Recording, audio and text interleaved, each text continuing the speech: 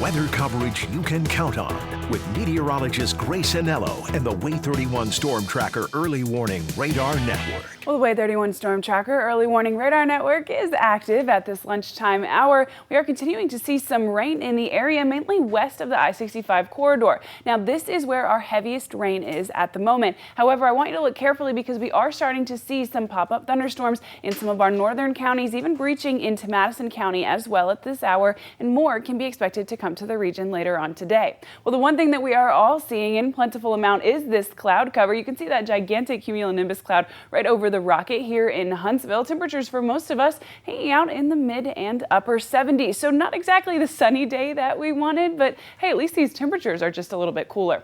All right, well, the good news is that we're starting to see an increase in visibility. Now, most of us were just fine this morning, but just a few minutes ago, we were looking at about half the visibility that we see now in Haleyville. So definitely good to know that that rain is lessening and that on your lunchtime commute, conditions are becoming clearer and a little more safe for that drive.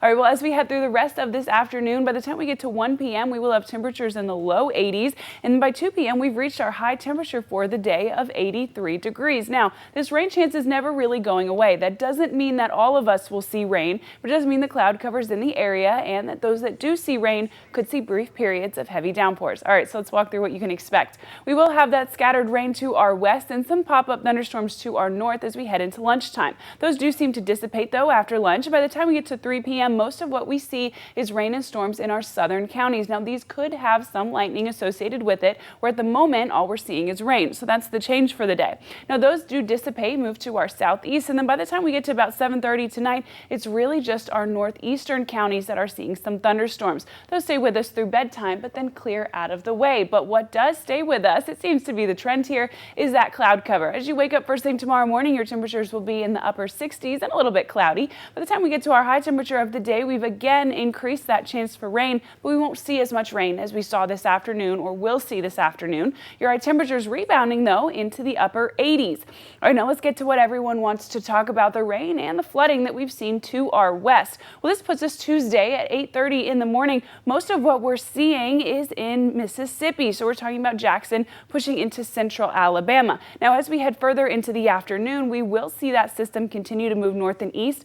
Good news is, though, that it slightly dissipates. So this puts us at about 3, 4, 5 o'clock on Tuesday, and we do see that stay south of us. We don't see this system come into North Alabama or parts of southern Tennessee until first thing on Wednesday morning. Now, this doesn't mean we'll be completely dry on Tuesday, but it does mean that Wednesday is our best chance to see those storms for us. Those do stay in the region until about dinner time. They are scattered in nature. So what can we expect here in North Alabama over the course of the next 7 days? Well, anywhere between a half an inch and 2 inches of rain. But hey, make sure you're praying for our friends to the west because Louisiana, Mississippi, even parts of Texas and Arkansas could see more than 6 inches of rain, which is just astronomical. Now, the silver lining, I'm never going to let you go on a sad note, is that we do have really high ragweed pollen. So hey, all this rain is definitely good for those of us who are tired of taking the Zyrtec.